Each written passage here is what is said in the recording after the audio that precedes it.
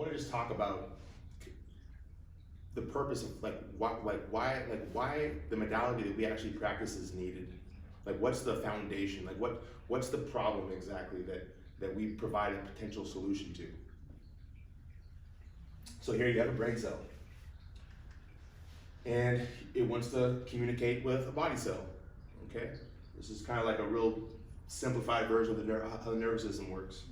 There's a cell in the brain wants to communicate with a cell in the body then communicates back to the brain cell. So that's like optimum function right there, right?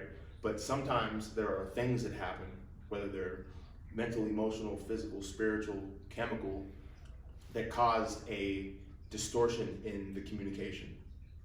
So I want you to imagine, like, say the brain's like, say you're like, you're taking a test and you need some serotonin. The brain's like, I need some serotonin right now.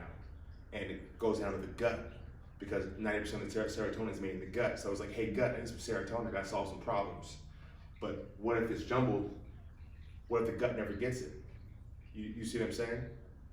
Then all of a sudden, instead of getting serotonin, you're getting stressed out, you're freaked out, your body starts producing cortisol and adrenaline, and you have a shitty experience and you fail the test and whatever. So that's the idea behind that's why it's like, talking on the cell phone with bad reception. It's really important to have good communication.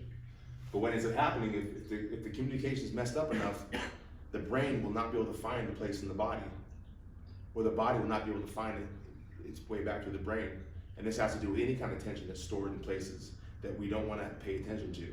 When there's certain kinds of energy in places from what happened to us, we may not want to go there because it brings up shit, right? And after enough time, if we just forget about it, we get this body anesthesia and we can no longer find that area, which is why we come into play as healing facilitators.